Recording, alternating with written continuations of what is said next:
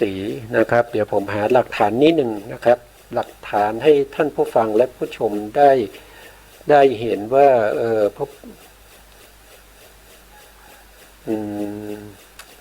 อยู่ตรงไหนนะอยู่ตรงนี้หรือเปล่านะพระสุตตันตปิฎกพระพุทธเจ้า28พระองค์นะครับเราก็อยู่ตรงนี้ครับอยู่ตรงนี้นะพระพุทธเจ้าองค์ที่ถ้าเรานับถอยหลังไปตั้งแต่พระพุทธเจ้าของเราได้รับทีปกรณ์จากพระสัมมาสัมพุทธเจ้าในสารมันทกัปนะครับมีพระพุทธเจ้า4พระองค์นะนับตั้งแต่พระพุทธเจ้าตังหังกรนะครับสารณกรแล้วก็เมธังกรนะแล้วก็มาทีปังกรเป็นผู้ให้พยากรณ์แก่พระพุทธเจ้าโคตมะ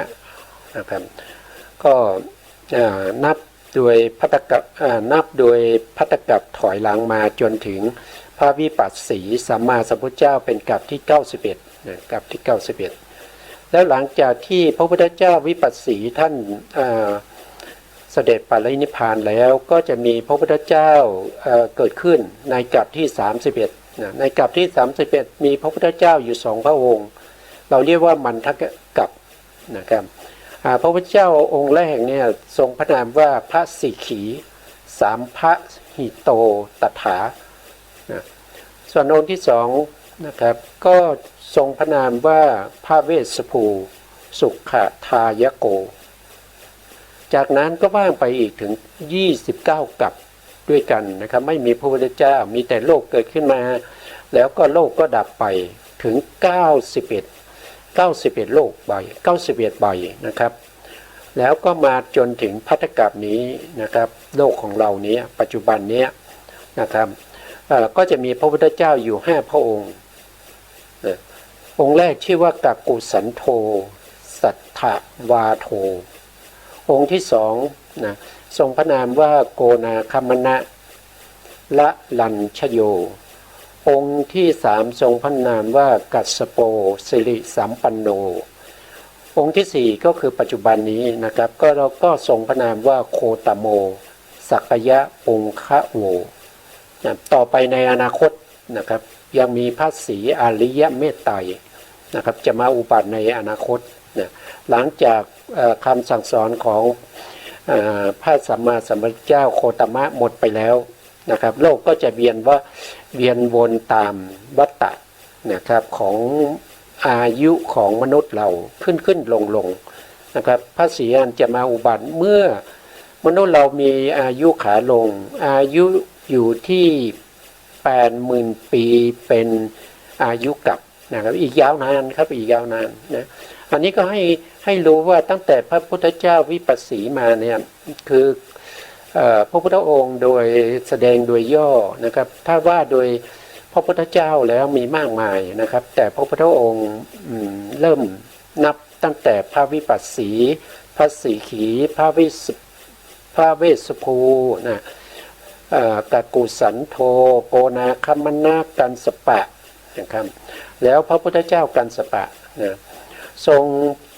เจริญเพิ่มพูนสติปัฏฐาน4สัมมาปัฏฐาน4อิทธิบาท4อินทรีย์5พละ5โพชฌงค์7อริยมรรคมีองค์8นะครับตรงนี้หมายถึงโพธิปักขิยธรรมนะโพธิปักขิยธรรมเริ่มต้นที่สติปัฏฐาน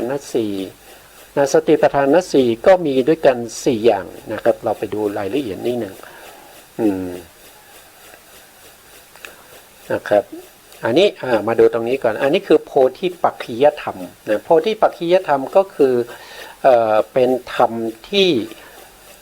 เป็นไปฝ่ายแห่งมรรคญาณเป็นฝ่ายแห่งมรรคญาณก็เป็นธรรมที่นำไปสู่หนทางที่จะได้มรรคมีองค์8แล้วก็จะได้มีอารมณ์ที่เป็นพระนิพพานกำจัดเสียซึ่งอนุสัยทั้งหลายที่อยู่ในขันธสันดานของเรานะครับทำในหมวดนี้มีอยู่7หมวดด้วยกัน1ก็คือสติปัฏฐานสติปัฏฐานมี4สัมมาปัฏฐานมี4อิทธิบาทมี4อินทรีย์มี5พละ5โพชฌงค์7แล้วก็มรรคมีองค์8รวมกันก็จะเป็น37ประการดัง ดังนี้นะ37ประการดังนี้ที่เราไปดูสติปัฏฐานสี่นะสติปัฏฐานสี่สติปัฏฐานสี่ก็มีอยู่4อย่างนะครับก็คือหนึ่งก็คือกายานุปัสสนาสติปัฏฐานกายานุปัสสนาสติปัฏฐานก็คือการกำหนดรู้ในเรื่องของรูปขันธ์นะครับเป็นอารมณ์การยึดเอารูปขันธ์เป็นอารมณ์รูปขันธ์ในที่นี้ไม่ใช่เป็นบัญญัตินะครับรูปขันธ์นี้ที่เป็นรูปปรมัตถ์นะเป็นรูปปรมัตถ์นะรูปปรมัตถ์รูปขันธ์องค์ธรรมก็ได้แก่อะไรก็ได้แก่รูป28นั่นเองแต่ที่ใช้ในการเจริญวิปัสสนาก็จะมีอยู่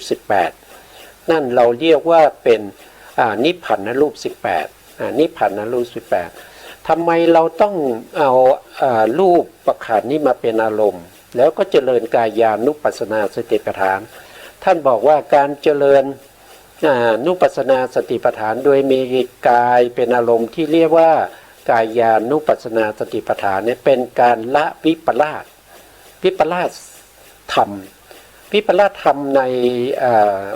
ในกายานุปัสสนาสติปัฏฐานนั่นก็คืออสุภลักษณะแต่สภาวะจริงๆของสุภะคือที่เราเห็นว่าดีนะครับจริงๆเขามีลักษณะเป็นอสุภะเมื่อเราเจริญจนสามารถที่จะได้รูปเป็นอารมณ์แล้วก็สามารถเห็นปัจจัยของรูปนามนะครับนั่นแสดงว่าเราสามารถที่จะละวิปลาสที่ชื่อว่าสุภวิปลาสนะครับสุภวิปลาสละได้ด้วยการเจริญกายานุปัสสนาสติปัฏฐานนะกายานุปัสสนาสติปัฏฐานเป็นสภาวะธรรมที่ละสุภวิปลาสเห็นว่ากายเป็นของสวยงามเห็นว่าผมสวยผมเงางามผมยาวผมนิ่มนวลมีอะไรเนี่ยก็ว่าไปนะครับแต่จริงๆแล้วผมนั้นคืออะไรผมนั้นคืออสุภะนะครับผมขนเนี่ยขนก็มีการตกแต่งนะครับมีการขูดขน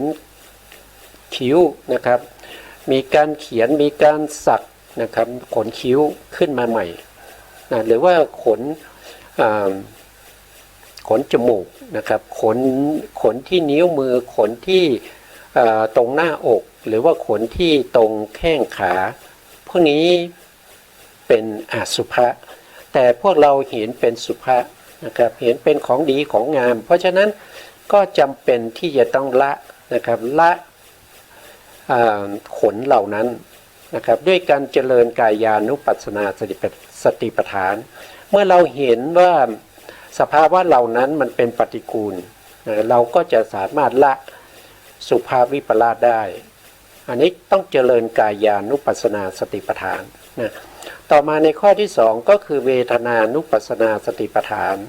เวทนานุปัสสนาสติปัฏฐานก็คือตามแล้วลึกถึงเวทนาเนืองๆนะครับก็คือเวทนาขันธ์นะเวทนาขันธ์ก็คือเวทนาที่เป็นไปในขันธ์ห้าหรือว่าเวทนาที่เป็นไปในอายตนะภายใน6นะก็จะมีเวทนาที่เป็นไปในรูปขันธ์นะครับเห็นรูปขันธ์เป็นสุขนะครับเห็นรูปขันธ์เป็นสุขเห็นรูปขันธ์ว่ารูปขันธ์นี้ดีมีสุขนะเหล่านี้เป็นลักษณะของคนที่ไปยึดติดในวิปลาสความทุกข์นั้นว่าเป็นสุขนะครับไม่ว่า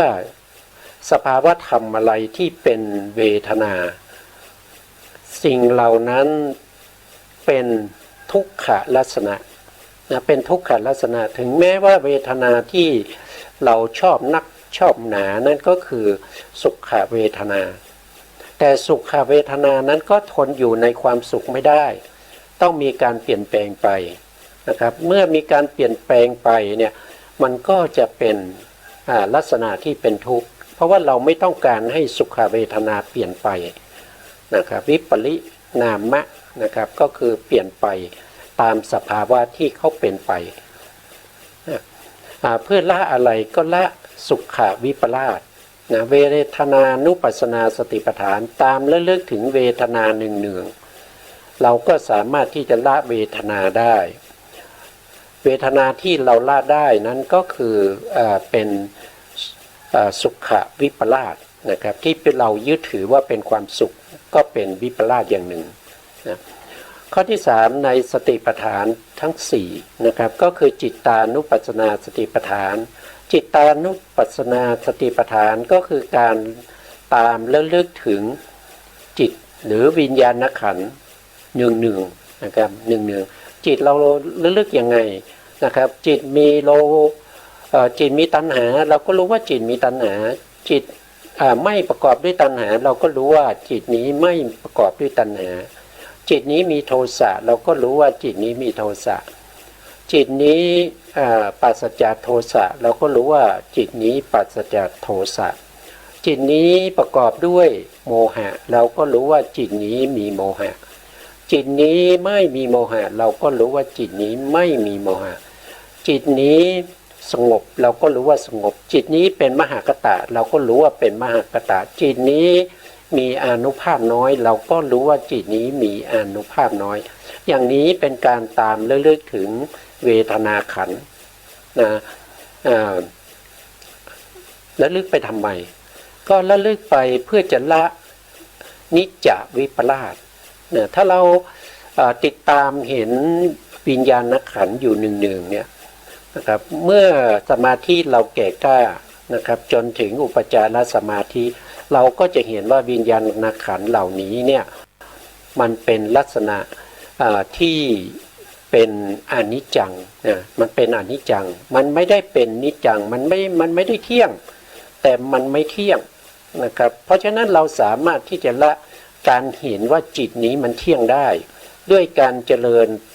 จิตตานุปัสสนาสติปัฏฐานตามระลึกเนืองๆถึงวิญญาณขันธ์นั้นนะข้อที่4นะครับข้อที่4ก็คือธรรมานุปัสสนาสติปัฏฐานนะครับธรรมานุปัสสนาสติปัฏฐานก็เป็นธรรมที่ตามระลึกถึงสัญญาขันธ์แล้วก็สังขารขันธ์โดยการนำเอาสัญญาขันธ์และสังขารขันธ์มาเป็นอารมณ์นะมาเป็นอารมณ์ตามระลึกถึงอารมณ์เหล่านั้นบ่อยๆนะระลึกแล้วเป็นยังไงระลึกแล้วก็ถ้าเราเข้าถึงวิปัสสนาญาณก็จะได้อัตตวิปลาสนะก็คือละวิปลาสที่เป็นอัตตวิปลาสอัตตาก็คือเป็นตัวเป็นตนนะเป็นตัวเป็นตนนะแล้วก็บังคับบัญชาไม่ได้เป็นอนัตตานะครับทำเขาเป็นอนัตตาเขาไม่ได้เป็น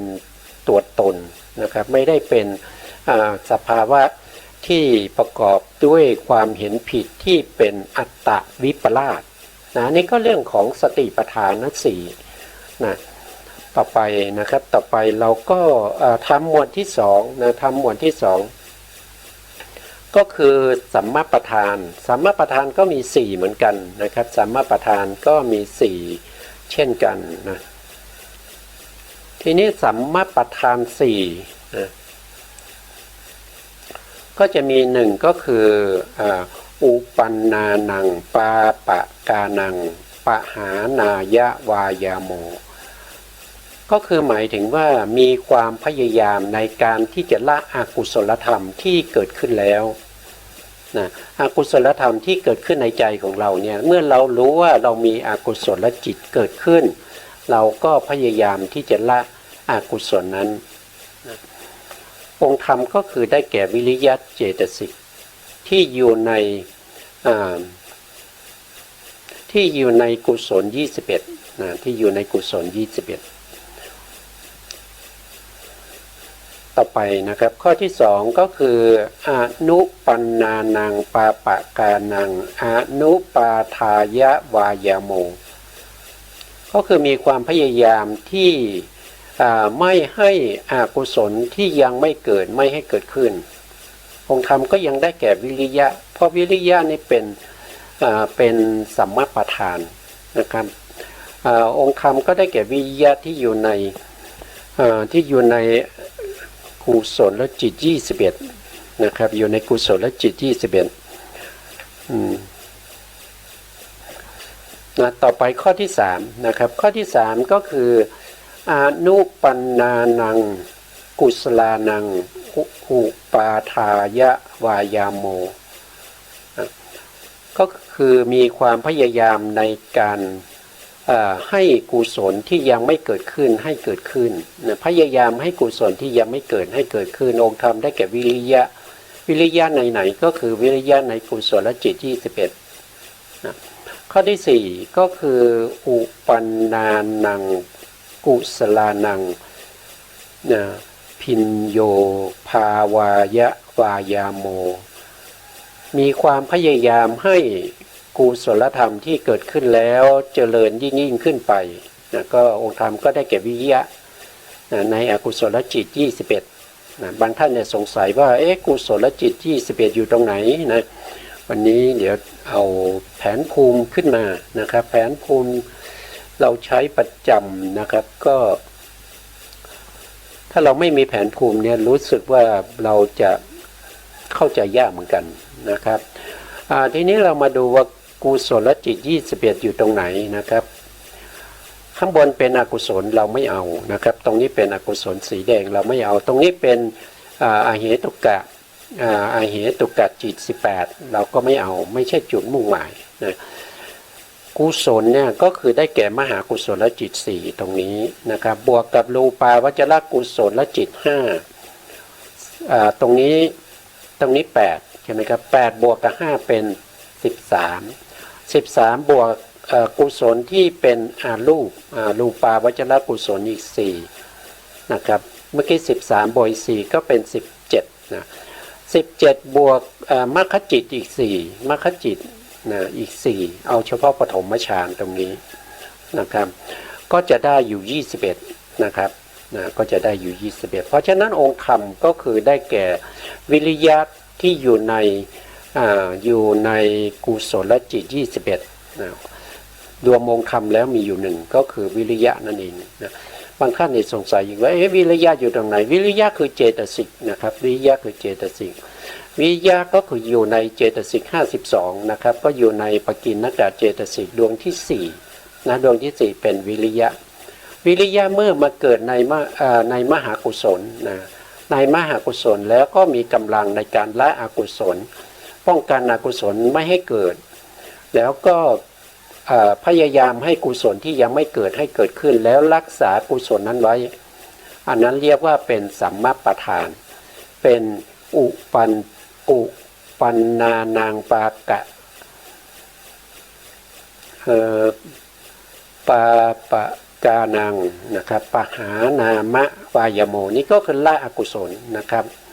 แล้วก็พยายามป้องกันอกุศลไม่ให้เกิดขึ้นนะครับอันที่3ก็คือ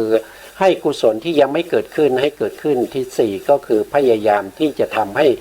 กุศลนั้นเจริญขึ้นนะอันนี้ก็เป็นสัมมาประธาน4นะครับต่อไปจะเป็นอิทธิบาท4นะครับอิทธิบาท4นี่เป็นอินทรีย์สัมมาประธาน4นะตรงนี้อิทธิบาท4นะอิทธิบาท4ก็มีองค์ธรรมอยู่4นะครับองค์ธรรมอยู่4 1ก็คือฉันทาธิปตินะฉันทาทิบาทฉันทาทิบาทนะครับท่านใช้ฉันทาทิบาทหรือฉันทาธิปตินะครับเป็นบาทเบื้องต้นแห่งความสำเร็จฌานมรรคผล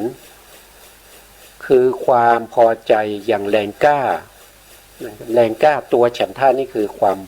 จริงๆฉันทานี่ก็มีความหมายที่ไม่เหมือนกับโลภะนะบางท่านอาจจะเห็นว่าความพอใจนี้ก็จะเข้าใจว่าเป็นโลภะไม่ใช่นะครับเป็นความหมายของฉันทะบางที่เราก็จะเห็นว่าฉันทะนี่มีความหมายว่าเป็นความปรารถนาในอารมณ์นะครับความปรารถนาอย่างแรงกล้านะครับอย่างแรงกล้าในการที่จะให้ได้ฌานได้มรรคได้ผลอันนี้เป็นฉันทาธิปติหรือฉันทิบาท องค์ธรรมก็คือได้แก่ฉันทะเจตสิกที่อยู่ในกุศลญาณสัมปยุตตจิต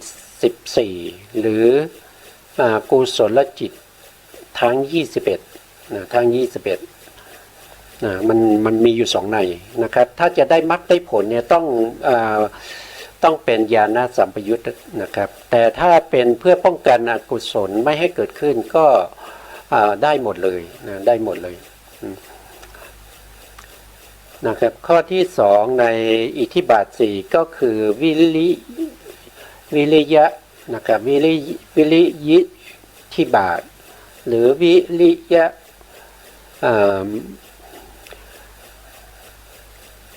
วิริยาธิปตินะครับวิริยาธิปตินะก็คือเป็นบาทที่เป็นเบื้องต้นแห่งความสำเร็จมรรคผลนะความพยายามอย่างแรงกล้าองค์ธรรมก็ได้แก่วิริยะเจตสิกที่ใน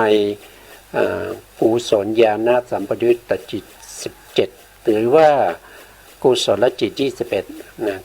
อาจจะสงสัยว่า17เนี่ยอยู่ตรงไหนนะก็เอาเฉพาะในส่วนที่เป็นกุศลนะครับส่วนที่เป็นกุศลโทษทีส่วนที่เป็นญาณสัมปยุตนะก็คือจิตที่ประกอบด้วยปัญญาก็จะมีมหากุศลจิต4ก็คือดวงที่1ดวงที่2ดวงที่6ดวงที่5และดวงที่6นะครับ4ดวงนี้ประกอบด้วยปัญญา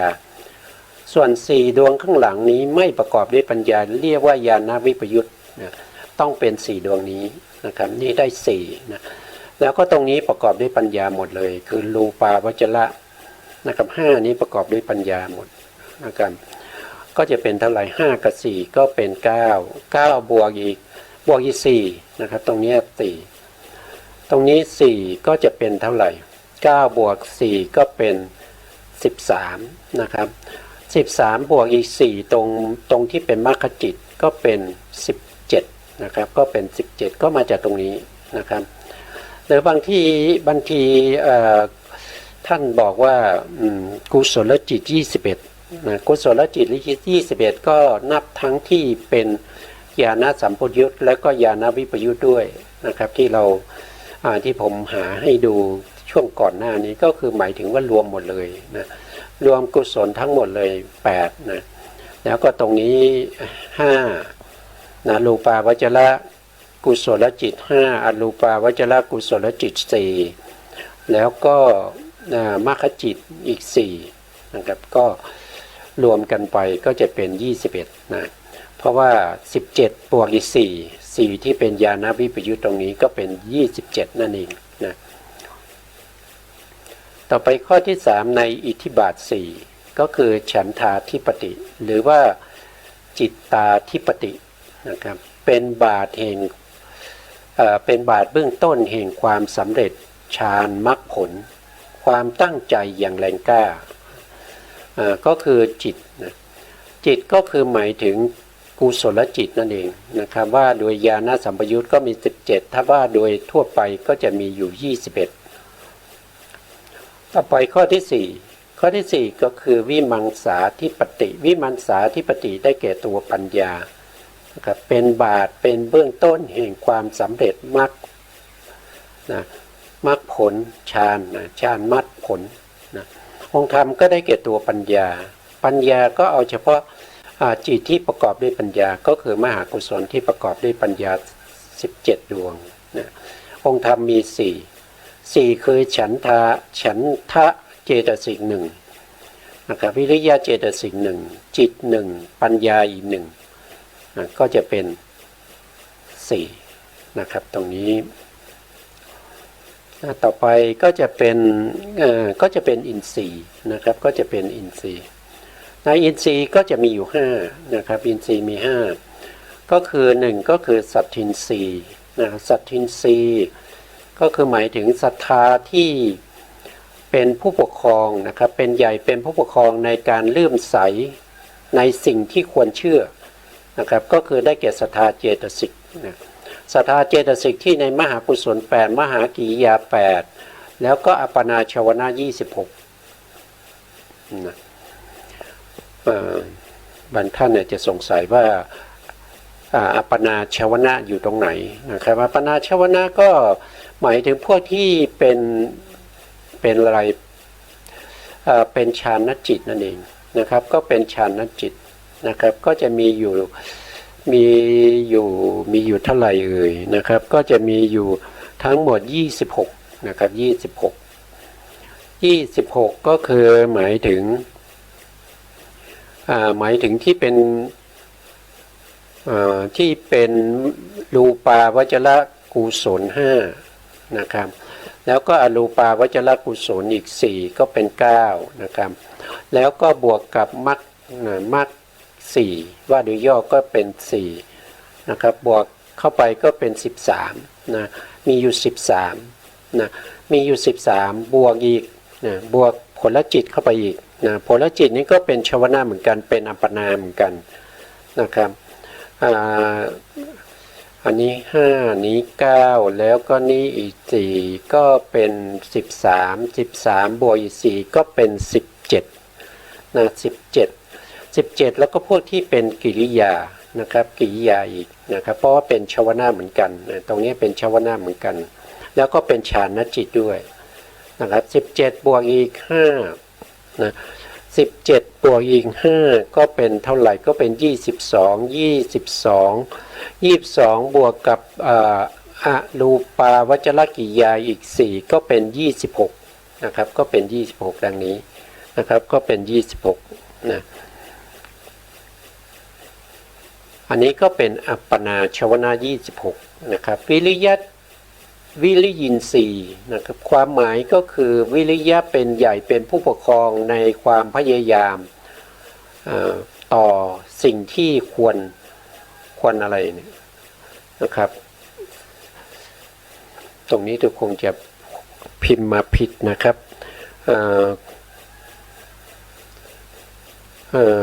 วิริยะเป็นผู้ปกครองในความพยายามต่อสิ่งที่ควรถูกแล้วครับเขาคิดเข้ามาแค่นี้เองนะครับองค์ธรรมได้แก่วิริยะเจตสิกที่ในก็เหมือนเดิมนะครับก็เหมือนเดิมตรงองค์ธรรมนี่เหมือนเดิมทุกข้อเลยนะครับต่อไปก็คือสตินะครับสติก็จะเป็นอินทรีย์ได้ด้วยก็เป็นสติอินทรีย์นะครับสติเป็นผู้ปกครองในการระลึกถึงนี่ผิดถึงสิ่งที่ควรนะครับสิ่งที่ควรก็ที่เป็นไปในเรื่องของกุศลทั้งหลายนะตึกถึงอะไรตึกถึงพระธรรมคำสั่งสอนของพระพุทธเจ้าตึกถึงพระคุณของพระพุทธเจ้าตึกถึงคุณของพระอริยสงฆ์นะครับก็จะเป็นสตินี้เราจะรู้ได้ยังไงว่าสตินี้เป็นอินทรีย์เขาบอกว่าการที่เราจะรู้ว่าสตินี้เป็นอินทรีย์ให้ดูได้จากในสติปัฏฐานทั้ง4สติปัฏฐานทั้ง4ถ้าเราสามารถที่จะละวิปลาส4ได้ก็คือสุขวิปลาสนะครับสุขวิปลาสแล้วก็อันดับแรกก็คือสุภาพวิปลาสแล้วสุขวิปลาสนิจจวิปลาสแล้วก็อัตตาวิปลาสอันสุดท้ายผ่านมาเมื่อกี้นี่นะครับก็คืออะไรก็คือการละอะไรก็ย้อนกลับไปดูนะครับเพราะว่าเราจะได้ศึกษาโดยละเอียดเนี่ยอีกครั้งหนึ่งนะครับในเรื่องของโพธิปักขิยธรรมนะตรงนี้เป็นอัตตาวิปลาสนะครับอัตตาวิปลาสโทษทีตรงนี้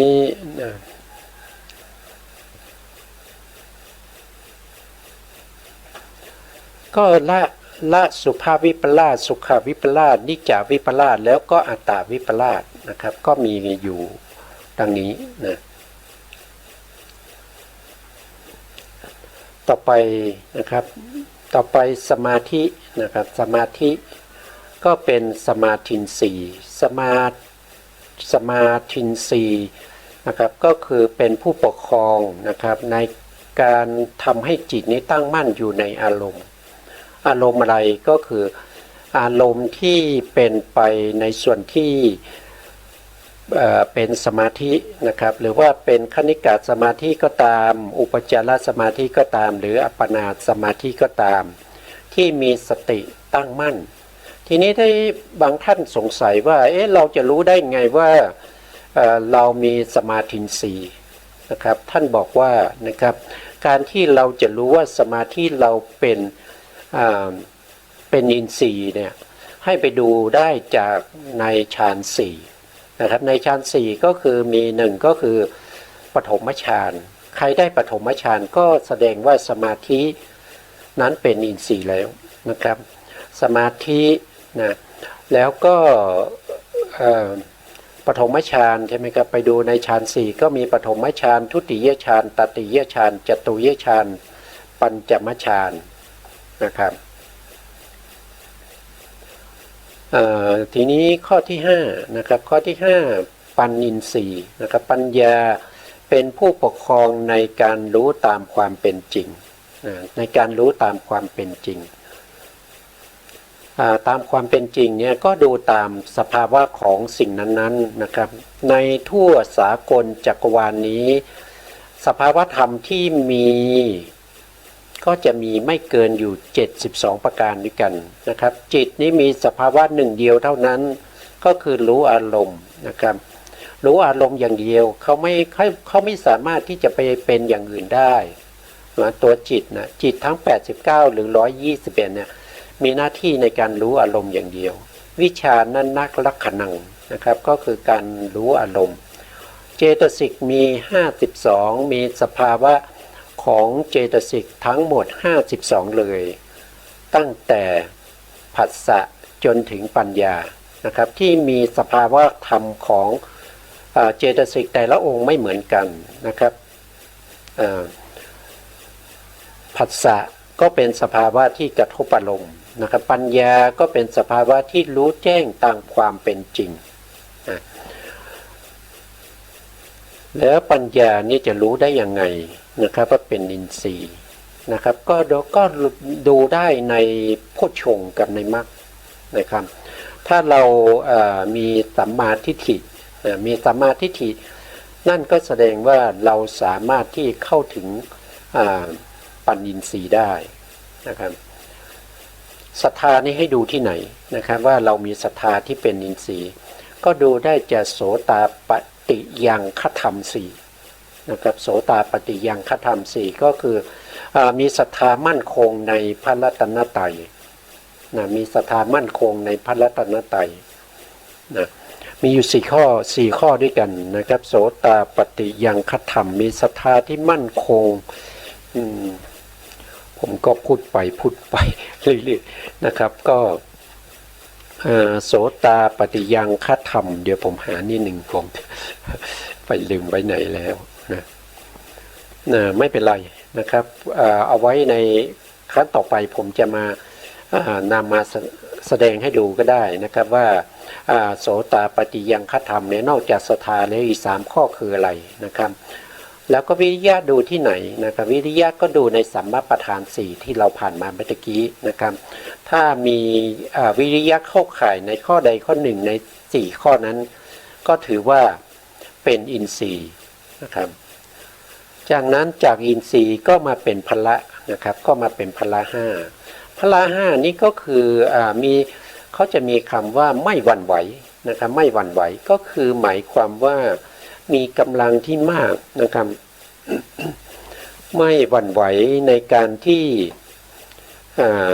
ไม่เชื่อตามความเป็นจริงนะครับอย่างเช่นศรัทธาพละเนี่ย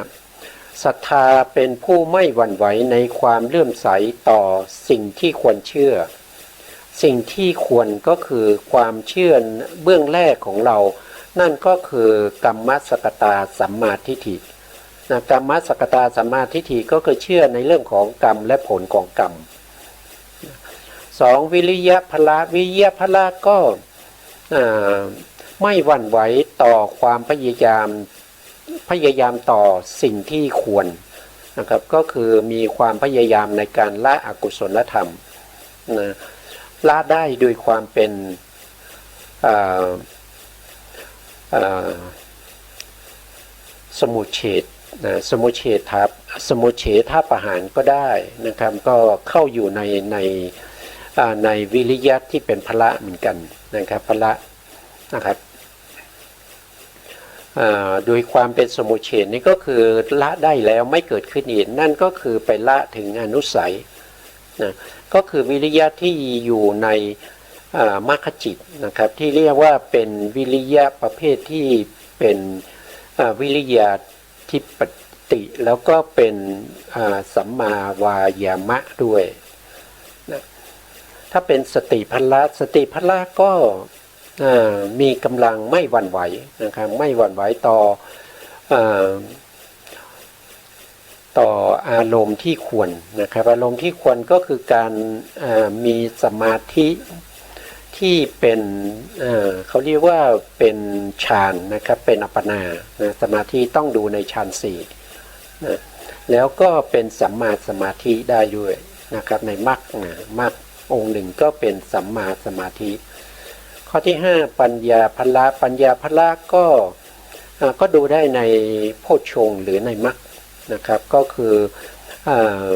ปัญญาก็เป็นสัมมาทิฏฐินะครับ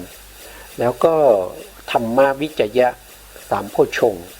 อันนี้ก็เป็นเรื่องของพละห้านะครับอันนี้เป็นสิ่งที่พระพุทธองค์ทรงมีเหมือนกันนะครับมีเหมือนกันนะมีเหมือนกันพระพุทธองค์ทุกองค์ก็จะต้องมี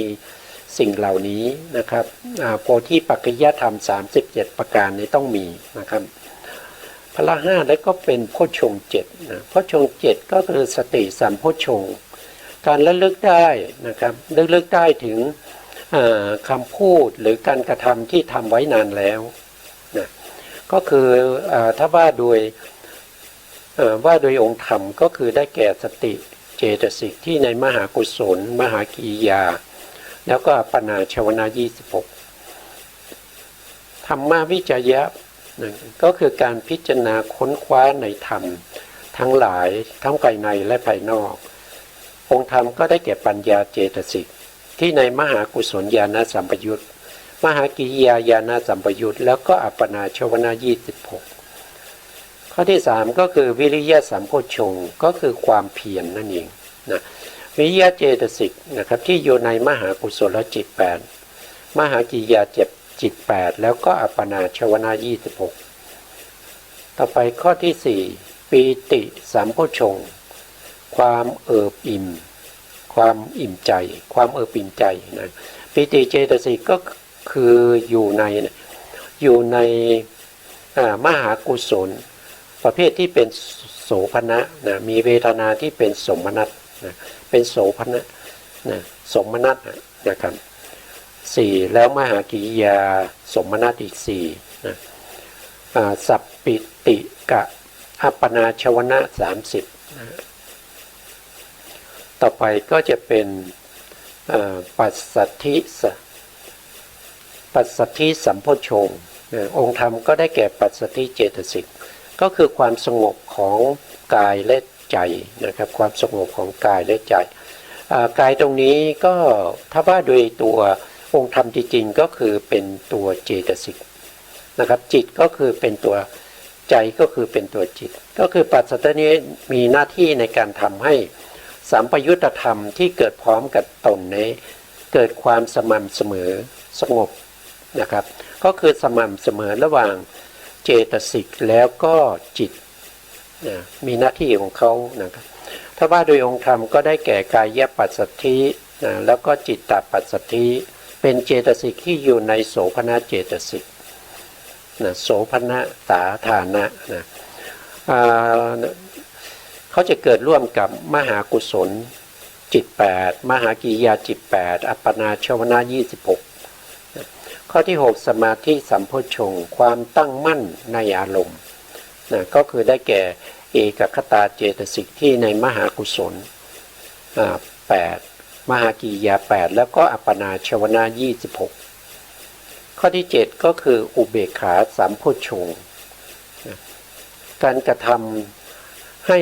สัมปยุตตธรรมที่มีความสม่ำเสมอในหน้าที่ของตน ของตนของตนนะครับอันนี้จะเป็นตัวนี้องค์คำก็คือได้แก่ตัวตัตละมัชฌตตานะครับที่อยู่ในมหากุศลจิต8มหากิริยาจิต8อัปปนาชวนะ26ต่อไปก็จะเป็นมรรคนะครับนี้ยังเป็นโพชฌงค์อยู่นะครับต่อไปก็เป็นมรรคนะในโพธิปัจจยธรรมในข้อที่7ก็คือได้แก่มรรค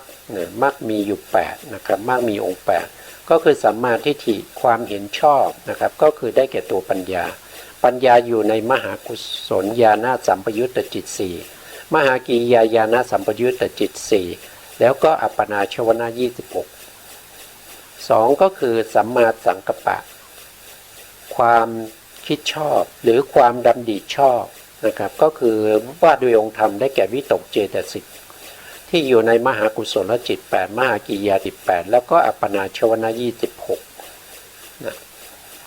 ข้อที่3ก็คือสัมมาวาจาก็คือกล่าววาจาชอบนะสัมมาวาจาเจตสิกที่อยู่ในมหากุศลแล้วก็โลกุตละจิต8นะครับตรงนี้ทำไมไม่มีฌานจิตนะไม่มีฌานจิตที่เป็นรูปฌานอรูปฌานนะถ้ามีฌานก็จะเป็นอัปปนาชวนะ26นะครับแล้วก็ไม่มีมหากิริยาด้วยทำไมเป็นอย่างนั้นนะครับก็บอกว่านะครับสัมมาวาจาสัมมากัมมันตะสัมมาชีวะนี่เป็นวิรติเป็นวิรติทีนี้วิรติเจตสิกเนี่ยเขาจะเกิดต่อเมื่อมีอารมณ์ที่เราเรียกว่าเป็นมิตรภาพวัตถุมิตรภาพวัตถุก็คือเป็นอารมณ์ที่จงใจในการที่จะเว้นจากการกล่าวคำเทศนะครับจึงเป็นสัมมาวาจาเพราะฉะนั้นพระอรหันต์เนี่ยท่านไม่จำเป็นที่ต้องเว้นในการกล่าววาจาเพราะว่าอกุศลจิตของท่านไม่มีแล้วนะครับไม่ต้องเว้นในเรื่องของกรรมมัญญตาหรือว่ากรรมมันสัมมากัมมันตะไม่จำเป็นนะครับแล้วก็สัมมาชีวะก็ไม่จำเป็นสำหรับพระอรหันต์นะครับเพราะท่านไม่มีอกุศลแล้วการกระทำของท่านนั้นไม่ประกอบด้วยอกุศลจิตแล้วเพราะฉะนั้นไม่จำเป็นต้องมีวิรตินะครับไม่จำเป็นต้องมีวิรติเพราะฉะนั้นในตรงที่เป็นองค์ธรรมจึงไม่มีมหากิริยานะครับไม่มีมหากิริยาแล้วก็ไม่เกิดร่วมกับฌานจิตด้วยเพราะในขณะที่เราเข้าฌานเนี่ยเราไม่ได้มีวัตถุที่เราจะต้องเว้นไม่มีมิตรภาพวัตถุนะไม่จำเป็นต้องเว้นนะแต่ในมรรคจิตเนี่ยจำเป็นนะครับมรรคจิตนี้จะต้องเกิดพร้อมกันด้วยนะครับสัมมาวาจาสัมมากัมมันตะสัมมาอาชีวะนี้ต้องเกิดพร้อมกันด้วยในมรรคจิตเพราะว่าเขาเป็นองค์มรรคนะครับเพราะฉะนั้นวิรติ3นี้จะเกิดในมรรคจิตพร้อมกันนะครับจะเกิดในมรรคจิตพร้อมกันนะอันนี้จึงมีโลกุตละจิต8นะครับมีทำไมเป็นอย่างนั้นก็เพราะว่าเขาเป็นองค์มรรคนะครับถ้าขาดองค์มรรค3องค์นี้แล้วจะไปปหานานุสัยกิเลสได้อย่างไรนะครับเพราะฉะนั้น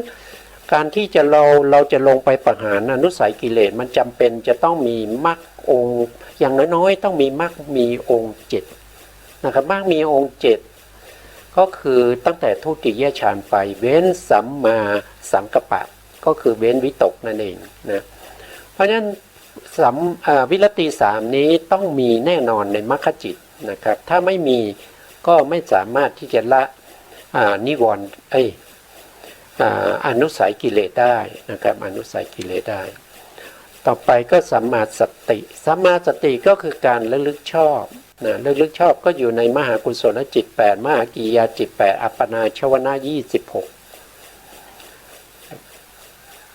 ต่อไปสัมมาสมาธิสัมมาสมาธิก็คือความตั้งมั่นชอบนะครับความตั้งมั่นชอบในที่นี้เนี่ยเราพูดถึงมรรคจิตเนี่ยสมาธิตรงนี้ต้องเป็นอย่างน้อยๆต้องเป็นอุปจารสมาธินะครับต้องเป็นอุปจารสมาธิถึงจะสามารถที่จะเห็นรูปนามได้ถ้าสมาธิไม่เข้าถึงกำลังแห่งอุปจารสมาธิ เราไม่สามารถที่จะเห็นรูปเห็นนามได้นะอันนี้เป็นสภาวะนะครับนะอันนี้ก็เป็นในเรื่องของมรรคนะครับเพราะฉะนั้นเราก็จบตรงนี้นะครับว่าพระพุทธเจ้าทุกพระองค์เนี่ยนะครับไม่ว่าจะเป็นพระพุทธเจ้าในอดีตที่เป็นพระพุทธเจ้าวิปัสสีนะครับพระวิปัสสีสัมมาสัมพุทธเจ้าพระเวสสภูสัมมาสัมพุทธเจ้าพระสิกขีนะครับสิกขีสัมมาสัมพุทธเจ้าหรือกักกุสันทะนะครับสัมมาสัมพุทธเจ้าโกนาคัมมนะสัมมาสัมพุทธเจ้าพระกัสสปะสัมมาสัมพุทธเจ้าและโคตตัมมะสัมมาสัมพุทธเจ้าทุกพระองค์ต้องเจริญสติปัฏฐานสี่สัมมาปัฏฐานสี่อิทธิบาทสี่อินทรีย์ห้าพละห้าโพชฌงค์เจ็ดแล้วก็มรรคมีองค์แปดมาเหมือนกันนะครับไม่มีองค์ไหนที่ไม่ได้เจริญในโพธิปักขิยธรรมไม่มีนะครับไม่มี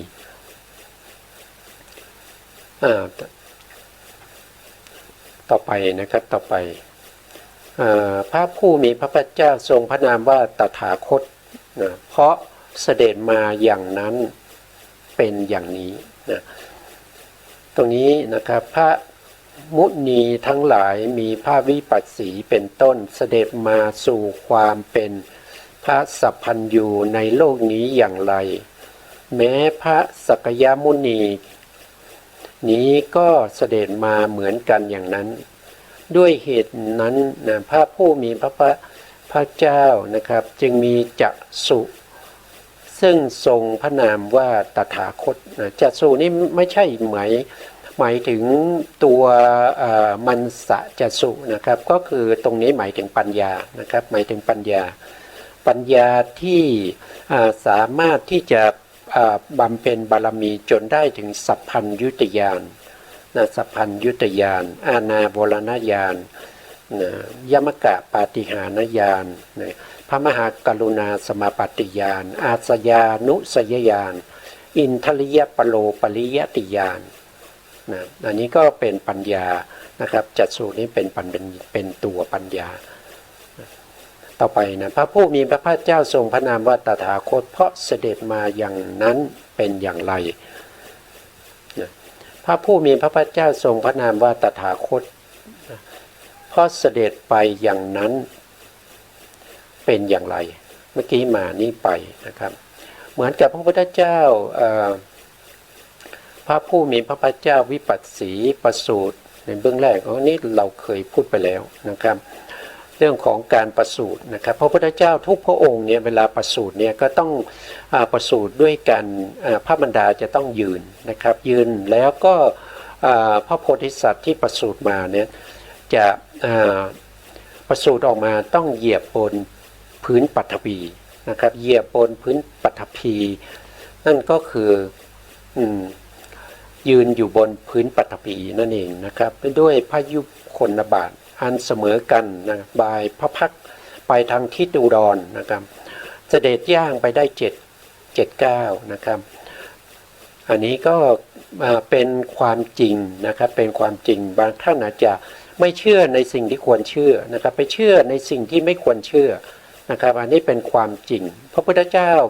ประสูติมานะครับก็สามารถเดินได้7-9สามารถยืนได้แล้วก็เดินได้แล้วก็พูดได้นะครับแล้วก็พูดได้นะเนี่ยตรงนี้เรานะครับเนี่ยตรงที่พระพุทธเจ้านะครับเปล่งอัสสมิวาจานะครับอยู่ตรงไหนเอ่ยนะครับเป็นตรงนี้นะครับพระเท้ามหาพรหมกั้นพระสวิตฉัตรทรงเดี๋ยวดูทั่วทิศทรงเปล่งอาสพิวาจาว่าเราเป็นผู้เลิศในโลกเราเป็นผู้เจริญที่สุดในโลกเราเป็นผู้ประเสริฐที่สุดในโลกการเกิดครั้งนี้เป็นการเกิดครั้งสุดท้ายบัดนี้พบใหม่ไม่มีอีกต่อไปและการเสด็จไปของพระผู้มีพระภาคเจ้านั้นก็ได้มีกันได้มีด้วยอาการอย่างนี้โดยแท้นะครับอันนี้ก็พูดถึงตอนที่พระพุทธองค์ทรงประสูติ นะครับไม่มีการผันแปรนะบุพนิมิตนะพวกนี้ก็เป็นบุพนิมิตที่จะให้ได้มาซึ่งอิทธิบาท4นะครับก็คือส่วนหนึ่งของโพชฌงค์นะโพชฌงค์โทษทีส่วนหนึ่งของโพธิปัจขิยธรรมนะครับให้ได้มาซึ่งโพชฌงค์7นะนี่ตรงนี้ครั้งที่แล้วถึงตรงนี้นะครั้งนี้ก็อธิบายเพิ่มเติมกันแล้วกันนะครับว่าเราได้ศึกษาร่วมกันนะครับครั้งต่อไปก็จะเริ่มตรงนี้นะครับเพราะวันนี้เวลาเราหมดแล้วนะครับก็เราก็ศึกษาพระสูตรนะครับควบคู่ไปกับพระอภิธรรมนะครับแล้วรายการพระไตรปิฎกลายฟ้าเราก็ศึกษาพระอภิธรรมควบคู่ไปกับพระสูตรนะครับเพราะฉะนั้นเวลาเราศึกษาเราก็จะได้ทั้งพระวินัยนะครับวินัยปิฎกนะครับสุตตันตปิฎกแล้วก็พระอภิธรรมปิฎกไปพร้อมกันเลยนะครับวันนี้สุดท้ายนี้ขอกราบขอบพระคุณพระครูสมุทรวิสุวัฒน์วรกิจโจผู้อำนวยการสถานีวิทยุเพื่อการศึกษาพระพุทธศาสนาและวัฒนธรรม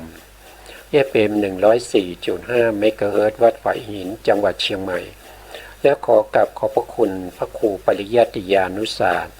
ขอบคุณท่านผู้การธนัทเตชะแล้วก็ขอบคุณท่านผู้ชมและผู้ฟังทุกท่านที่ติดตามในรายการศึกษาพระสัทธรรมเพื่อการพ้นทุกข์วันนี้เวลาหมดลาไปก่อนครับสวัสดีครับ